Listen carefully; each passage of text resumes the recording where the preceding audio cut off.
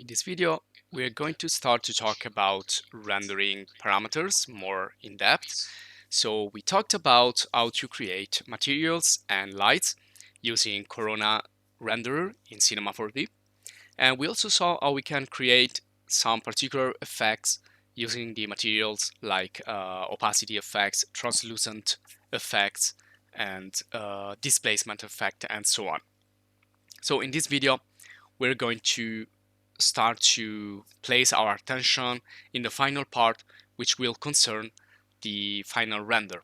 So we will see how we can set up and manage the render settings and everything that is gonna get us to the final image, to the final result of our work. So we will talk about firstly how to render an exterior and how to use some particular effects, and also how we can create proxies, which is going to be something again to optimize our scene. We saw how we can optimize our scene using the opacity instead of modeling a panel, for example this panel here on the wall. And the main objective here is to keep the number of polygons down. Try to never increase the number of polygons, so try to avoid to use too many displacement materials or the displacement effect in general. Try to work with opacity, try to work with bump maps instead of actually having, for example, on the brick wall, better to work with the bricks in the bump than having the actual 3D bricks. And so we will continue to see how we can optimize. And in this case, we will check another tool called the Proxy object. So we will come back later also in the interior rendering, but we're going to start to know more about the Corona render using an exterior scene. Now you can always check here the stats if you want to know more information about the rendering. This is something really interesting. It's gonna give you the number of polygons here, and noise also, it's important, noise level, and so on. Now we will get back to that scene later. Just want to show you here an exterior scene which we already prepared in another lessons. So we have here a really simple house, and we have a car and an HDRI, and we will go here in the interactive viewport rendering just to see what we have so far. And we will see some more additional tool that we can use. So you can see here we have a nice HDRI image-based lighting system that we can keep for this example.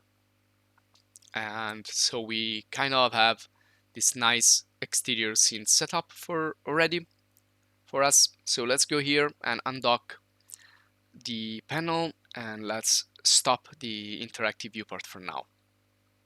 And let's go to the asset browser. This is where you can find houses, by the way. So just go into the folder here, buildings.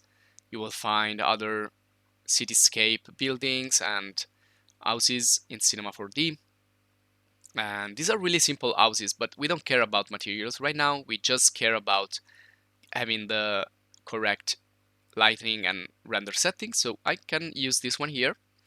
I will use this also to show you another nice effect, which is going to be like a volumetric and fog effect, but we're going to see that later on. Not now, but just to insert some additional object here into the scene.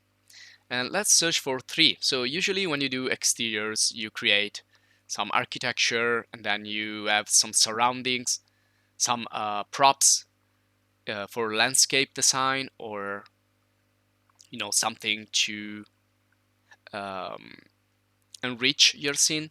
Otherwise it's gonna look too boring. So I'm gonna make an example here for the tree, and we already saw how the opacity is useful also in the leaves of the tree, because it's gonna keep the number of polygons down. So the tree, it's something that is really heavy when you place it in your render, because it has a lot of polygons, but could be heavier if we didn't use the alpha channel on the leaves. Okay, now let's go here in the render settings. Let's go to Corona, and we are in the general settings here. I'm gonna move down, and first of all, I want to show you here the material override. Now, material override is useful when you want to set a single material on your whole scene. So we can click here in the materials panel and select one of the existing material. So we can take, for example, this white material here and place it on every object into the scene. And let's launch here an interactive viewport so we can see it. Now you can ask why this is important. Well, this is important basically because you can concentrate on particular aspects concerning the noise in the scene, the global illumination quality, and you are not distracted by materials and other elements. So this is why override it's important. This is the first reason. The other reason is because probably sometimes you want to create not a realistic effect, but kind of a architectural model effect, like a plastic or like a wooden model of your architecture. So you want to override everything with a wooden material or with a plastic material. But mostly I use it to study the global illumination, the lights, and also the level of noise inside the scene. So I will hold Control and make some copies. Now the more copies I create of this nice tree, the heavier my scene will be.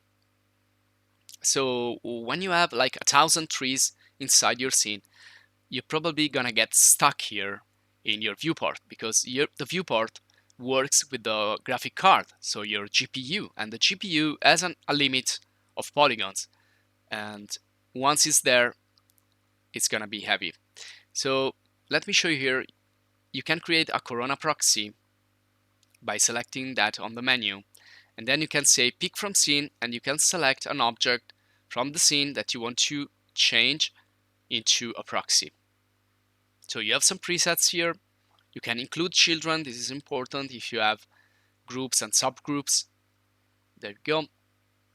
And you can also include animation if your object is animated, and if you are working not with static renderings but with animation. And animation part, you can see that in the video course, in the Cinema 4D video course. Okay, now you can see here I'm creating a new folder. I'm gonna call this Proxy, and this is where I'm gonna save this. So I'm going to call this Cherry Tree Proxy, and I'm going to save it. Okay, so what I did basically here is I have saved an external asset, which then is gonna be brought back into the scene. So this is the original object, and this one here, this cube, is the proxy.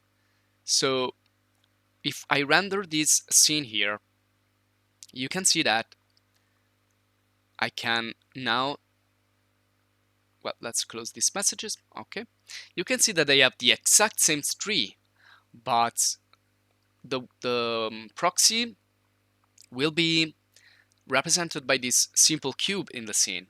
So it's gonna be way more lighter than the original object. So I can also get rid of that